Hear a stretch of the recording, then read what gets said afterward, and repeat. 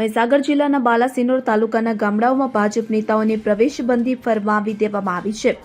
રાજકોટ લોકસભા બેઠક પરથી ભાજપ ઉમેદવાર પુરુષોત્તમ રૂપાલાએ રાજા રજવાડા અંગે કરેલી અણછાજતી ટિપ્પણીને લઈને ક્ષત્રિયોનો રોષ સાતમા આસમાને છે. રૂપાલાની ટિકિટ રદ કરવાની માંગ ભાજપ હાઈકમાન્ડ દ્વારા સ્વીકારવામાં ન આવતા ક્ષત્રિયો હવે ભાજપના ખુલ્લા વિરોધમાં આવી ગયા છે અને ઓપરેશન ભાજપના નામે આંદોલનને વધારે વેગવંતુ બનાવવામાં આવી રહ્યું છે. રૂપાલા વિવાદની આગ માત્ર રાજકોટ પૂરતી ન રહેતા ગુજરાતના વિવિધ ભાગોમાં પહોંચી રહી છે, જે અંતર્ગત નાના ગામડાઓમાં ભાજપ નેતાઓને પ્રવેશબંધી ફરમાવી દેવામાં આવી છે. આ સાથે જ ભાજપ ઉમેદવારને મત ન આપવાના સંકલ્પ લેવામાં આવી રહ્યા છે.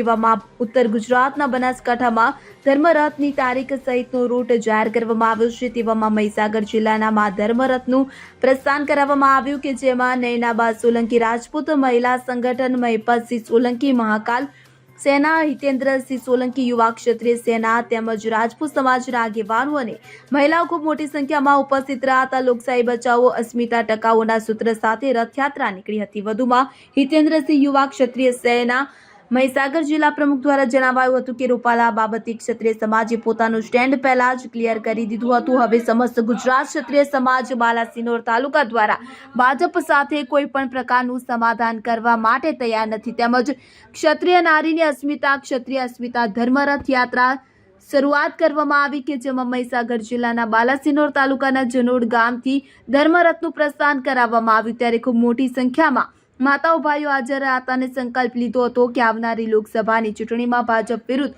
મતદાન કરીશું અને કરાવીશું. ક્ષત્રિય સમાજના આગેવાનો દ્વારા ફાગવેલના સુરવીર ભાથીજી મહારાજના દર્શન કરી જરૂર ખાતેથી રથનું પ્રસ્થાન કરાવાયું હતું.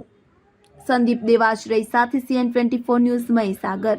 હવે જુઓ દેશ દુનિયાની તમામ ખબરો તમારી આંગળીના ટેરવે.